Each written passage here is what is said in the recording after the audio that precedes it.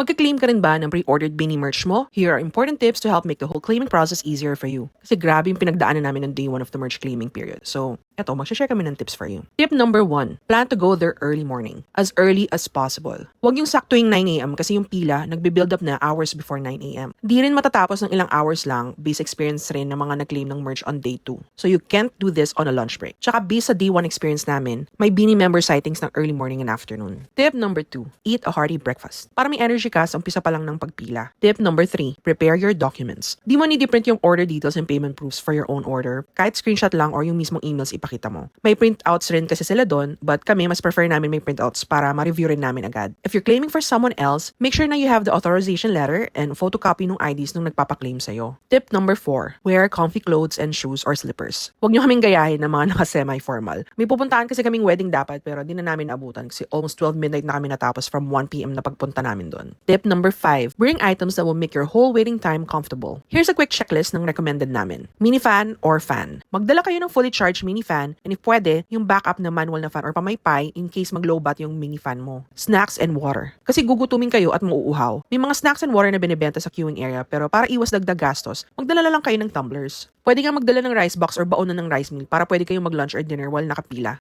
Panyo, tissue, face mask, alcohol, wet wipes, or extra shirt. Pwedeng pumunas ng pawis, ng mga dumi-dumi, tapos alcohol or wet wipes rin para malamigan kayo. Pwede rin extra shirt pag pawisin ka. Tapos mag-face mask rin kayo kasi magkakadit kayo ng mga blooms. Mahirap na baka mahawa ng something.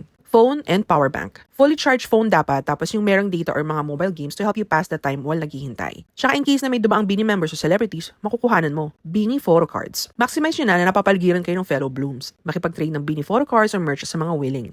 Tip number 6. If possible, maghanap ng mga nagpapasabay or ikaw mismo mag-offer ng pasabay. Sa haba ng pila, hours as in kami 11 hours ang nasayang sa paghihintay lang sa pila. Tip number 7. Be prepared sa whole process. Ang step 1 kasi is kukuha ng queue number para sa pila sa labas and don't lose your number. Step 2 naman, may pila ulit sa loob ng claiming area mismo. And then step 3, ibibigay na sa yung items mo and check against your order details. Step number 4 naman nila doon ay may final checking to ensure na sa'yo talaga yung kinukuha mong items and if may authorization letter ka and ID if you're claiming for someone else. Tip number 8. Buy extra merch as walk-in buyer sa store. Huwag na umorder online. Mas mabilis pa kung bibili ka ng iba pang merch sa physical stores nila mismo. Once na may number ka na dun sa main pila for the pre-order merch, pwede kang makiusap sa mga katabi mo sa pila na i-reserve ka ng space in case gumalaw yung pila. So why not take the opportunity to buy extra merch, diba? Marami silang binibenta doon aside sa photo cards. Lahat ng available items pa from the Beaniverse and Cherry on Top merch pwede mo bilhin. Tip number 9. You can go out of your queue to take a break or go to the CR. Paalam ka lang sa mga katabi mo, baka kasi ngawit ka na or need mo ng fresh air para iwas hilo. May comfort room doon sa loob, isabay mo na rin mag-picture sa Beanie logo sa may labas lang ng CR. Tip number 10. Magbaon ng lots of patience. Kasi baka mabad trip ka talaga sa tagal and pagod. Sana nga mag-improve na tong process nila in the next coming days. Pero for now, maganda kang maging patient. Here are some extra tips for you. If beyond 6 p.m. na, baka di ka na makapasok if lalabas ka to get food or take a break. Pag nasa may harap na area ka na ng pila, dun sa may tapat ng claiming area, nagtatawag sila ng mga may one order lang, meaning one transaction kahit ilang items pa. Prepare your social energy. Try mo makihalubilo with other blooms lalo na if you're there by yourself lang. Masaya naman kausap mga fellow blooms, tsaka nakakaaliw yung mga kulitan nila and iba nag-open ng Beanie photo cards na they just bought. Abang-abang baka may dumaang celebrities or Beanie members. May Beanie sightings kasi ni na Maloy, Colette, Stacy, Mika, tsaka Joanna nung day 1. Nakakagaan ng loob when we saw Joanna pero di pa rin sulit yung waiting time so sana lang talaga ma-improve nila yon in the next coming days. That's it.